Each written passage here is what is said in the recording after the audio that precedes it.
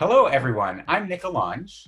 Welcome to our ninth interview on the people that support you, brought to you by WeTeamUp. My guest today is Alona Palushi. Hey, Alona. Hi, Nick. How are you doing? Thank you for I'm having doing, me. I'm doing great. Thank you for joining my show. I miss working with you, and I'm so excited to be working with you again here at Sierra Dental, working with Zahn. Can you do me a favor? Can you tell the audience a little bit about yourself? I manage the technical support team at Zone Dental. I've been at Zone for 5 years, in the industry for about 6.5 years. I started in dental completely accidentally. I had just moved to Boston area, and one of my friends was interviewing for a dental technician position. And I thought it'd be a fun thing to work with a friend, and it was meant to be temporary for sure. And then once I started, I didn't realize how fast the dental technology was growing and how impressive it was. And that combined with the passion of the dental technicians, it just made me, their passion rubbed off on me quite a bit. So 6.5 years later, here I am. That's so awesome. I like to see that because there's passion in the industry is what keeps us all moving forward from what I see.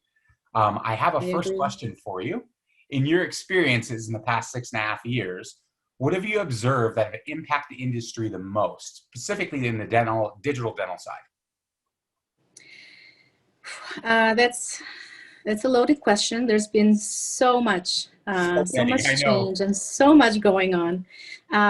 But definitely the digitalization, like I mentioned, 6 years ago was so like growing so fast, and that has continued. What I think that I observed the most and has changed the most in the recent years, especially, is that um, the dental software companies are investing a lot more in improving the companies, and they're doing that with the help of the dental technicians. So all of the Facebook groups that have started have been, I think, very valuable in improving the digital technology, because it's the dental technicians that are doing the work, and they are the ones that can express the needs the most, and they are the ones that can like really make a difference in how everything works and make it easier for everyone else as well. Whereas 6 years ago or 4 years ago, it was all based on what most of the vendors were providing feedback on. Of Yeah. course, our feedback was based on the experience with customers as well. But that direct involvement, I think, has made a huge impact in the industry. Oh, that's good. I didn't think about that. But yeah, the network of everybody being able to communicate really excelled with everybody. So kind of supporting each other, but also needing the next level of support that we used to offer and that you do now. Um, Going through all of that, what have you learned over the years helping so many people? Um, I, I mean, like I mentioned, that direct support is definitely very valuable. So I've learned that having that contact with our customers daily to see what they're doing is the only way that we can assist in finding ways on how they can do it better. It's not just a matter of this is the workflow, and this is how the software is meant to work. There's also those unique experiences of how do I design a crown under a partial that doesn't it is not covered in trainings, is not covered in a regular workflow. It's things that we have to come up with. So that interaction has been very, very important. Another thing that I have come to realize that it's very important is staying up to date with the software.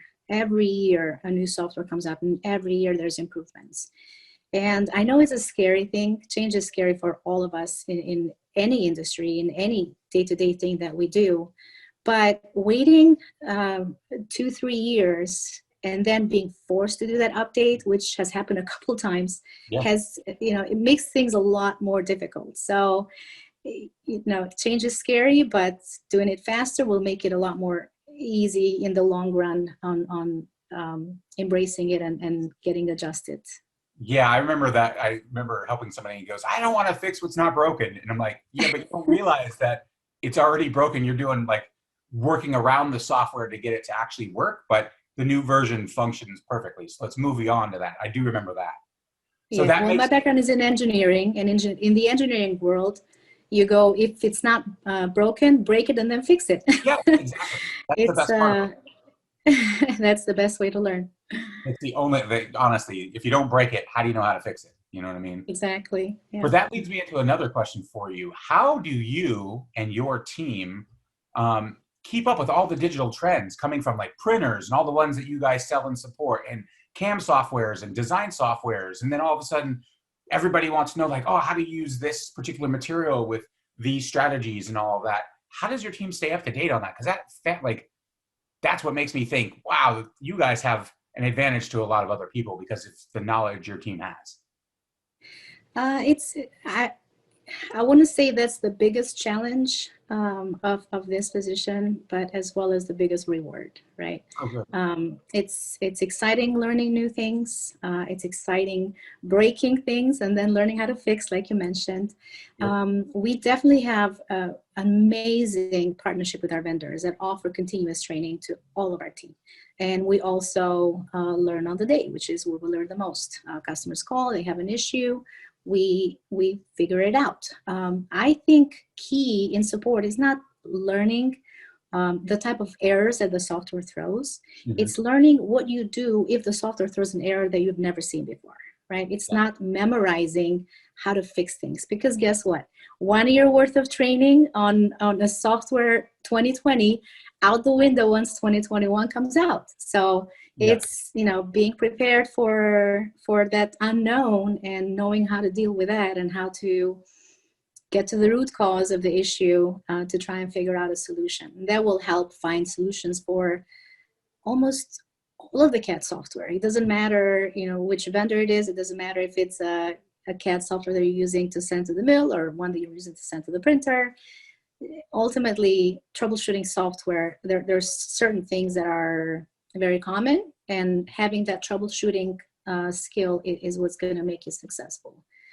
We also have an internal training team. We have a great, strong internal training team that continuously prepares material to share with the team and continuously searches new ways for workflows. Also, our support team, whenever we run into a situation that's not common, while we might not be able to fix the issue right there and then, or we might not be able to find a workaround, is what we call them, right there and then, we always grab the files and continue the work in the background, and whatever findings that the one agent that ran into the issue saw shares with the entire team. Yeah, that's when I worked with you, we had a good level of patience and a great team knowledge where if one of the team members couldn't figure it out, I remember having the meetings like, all right, what are we doing on this subject? What's doing this? So we brought the collaboration of the entire team together. And I know you guys do that all the time. I see it in some of the communication between us and you guys. So it's really neat that the entire team works together.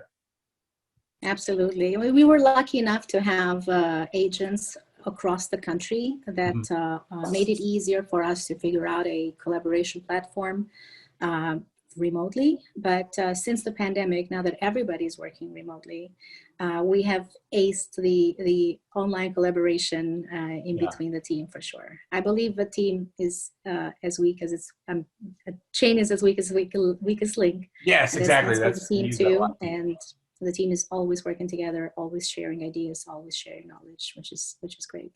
Awesome. So now this brings me to one of my other questions here is,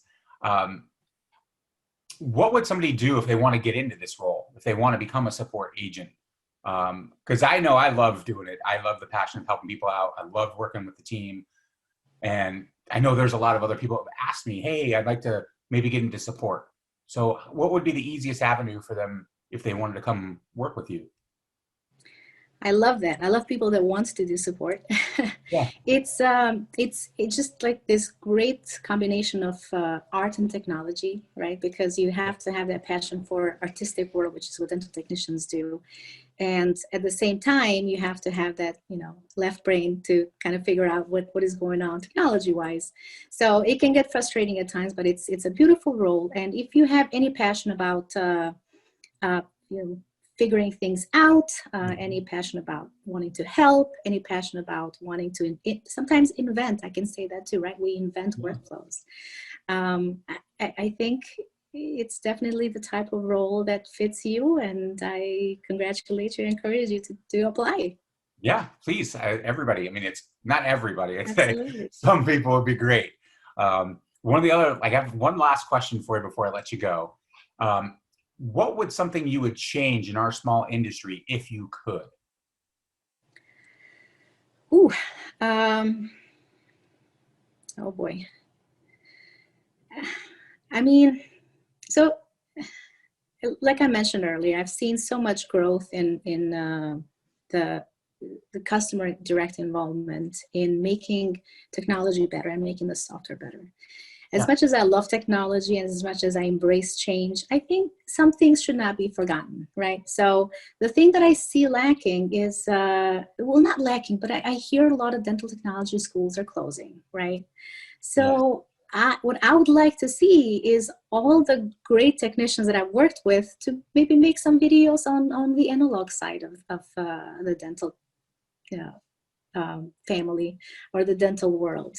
Um, Technology cannot replace that. It can make, maybe improve it. It can make it easier, but it can't replace it. So I would love to see just a little bit more videos and training on that side of things, so we don't lose track of that knowledge. yeah. I agree. Like, there's a dying breed of denturists and people that make partials and flippers and all that stuff that I'd like to rekindle it and re-talk to or talk back, not talk back, but get in conversations with some of the older guys that my dad used to work with and talk to them like, hey, how would you do this? How would you do this? How would you do that? Because everybody does something what their experience is. Now they all follow the handbook, of course, but they all put their little niche on it as well. So Yeah, that's I a really good I one. I like that. agree. So, I mean, there's a lot. Just one thing that maybe I would have liked to see more of because I lack that. mm, So I always have to go hunt for that type of knowledge and that type of training.